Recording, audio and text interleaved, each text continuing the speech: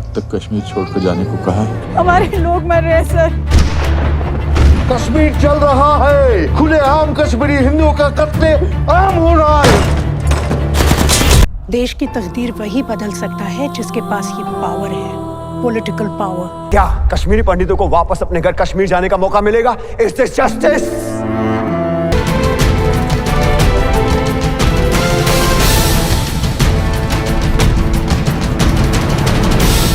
नमस्कार, आप देख रहे हैं स्वदेश 24/7 न्यूज चैनल। मैं निहारिका सिंह नागर आपके साथ। इस सियासी घमासान के बीच अपनी पकड़ को मजबूत बनाती द कश्मीर फाइल्स ने इस बार राजनेताओं को भी अपनी सियासत चमकाने पर मजबूर कर दिया।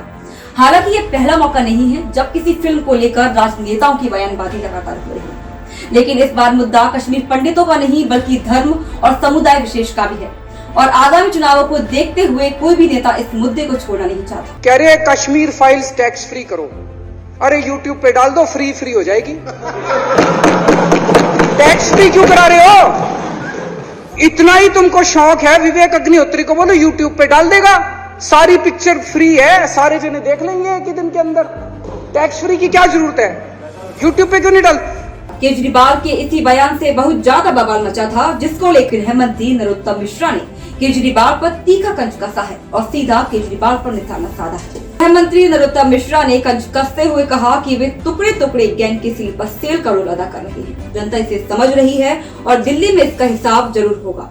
हमारा ऐसा धार्मिक ग्रंथ जिसकी हम पूजा करते हैं, उसका उपहास काहे को उड़ाना था आपको?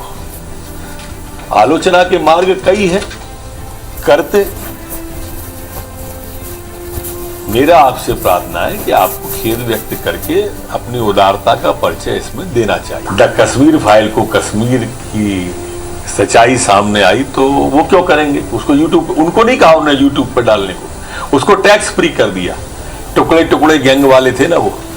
केजरीवाल जी, देश समझ रहा है आपको भी अब धीरे धीरे, और दिल्ली में जरूर हिसाब होगा इन चीजों का। आखिर द कश्मीर फाइल्स के आते ही ये पूरा माहौल कैसे गर्म हो गया वो तो आपको बताएंगे, लेकिन उससे पहले कैसे कश्मीरी पंडितों की कश्मीर वापसी की बात अचानक उठने लगी ये आपको बताते हैं। द कश्मीर फाइल के रिलीज होते ही विवादों और बयानबाजी का सिलसिला शुरू हो गया। दरअसल यह फिल्म कश्मीरी पंडितों पर 1990 के दशक में कश्मीर पंडित समुदाय के नरसंहार और कश्मीरी हिंदुओं के पलायन की कहानी बताती है।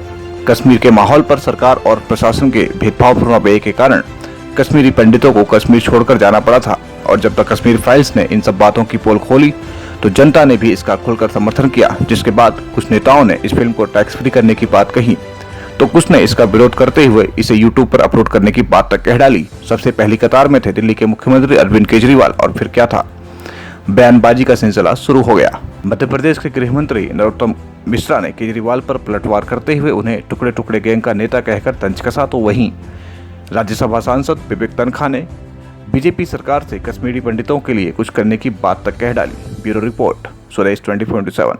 मध्य प्रदेश के गृह मंत्री नरोत्तम मिश्रा ने कहा कि जो कश्मीरी पंडित वापस जाना चाहते हैं वो हमें बताएं, हम उनकी वापसी सुनिश्चित कराएंगे और भेजने की उत्तम व्यवस्था भी करेंगे। मैं सभी कश्मीरी भाइयों से निवेदन करूंगा जो मध्य प्रदेश में हैं, अगर वो वापस जाना चाहें तो हमें इत्तला करें, हम उनको वहां पर वापसी सुनिश्चित कराएंगे और भेजने की व्यवस्था भी करेंगे। तो आपने सुना कि मध्य प्रदेश के गृह मंत्री जवाब दे रहे थे। जवाब देते हुए उन्हें साफ कह दिया कि सरकार तो अपनी तरफ से वापसी करवाने के लिए तैयार है।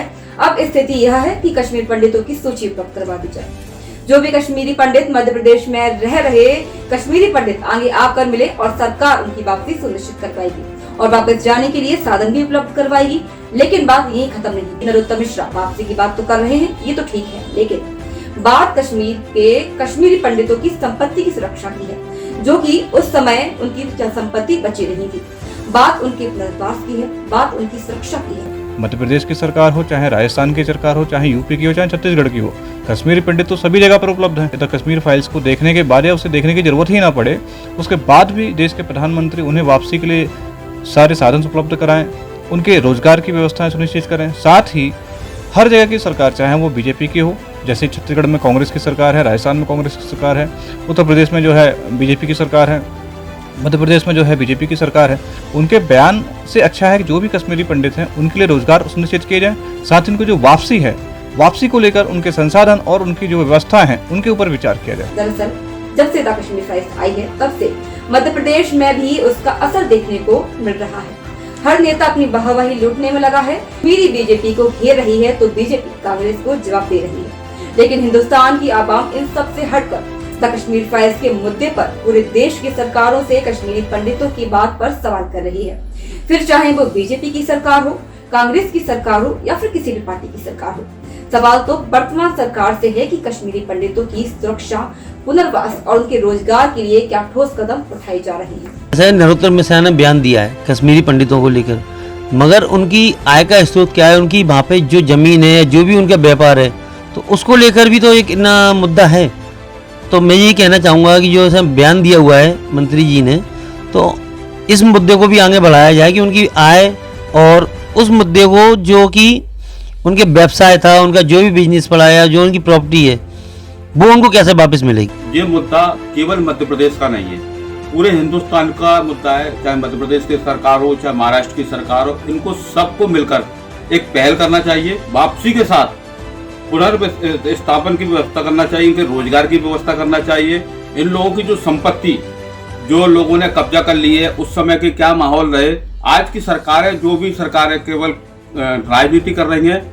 अगर ये चाहे महाराष्ट्र की सरकार को शिवसेना की गवर्नमेंट है, यूपी में बीजेपी की गवर्नमेंट है और कांग्रेस की गवर्नमेंट, सभी को मिलकर राजनीति से ऊपर हटते हुए अगर ये कश्मीरी पंडितों का दर्द समझ रहे हैं, तो दर्द समझना और दर्द में भागीदार होना दोनों अलग अलग बातें हैं।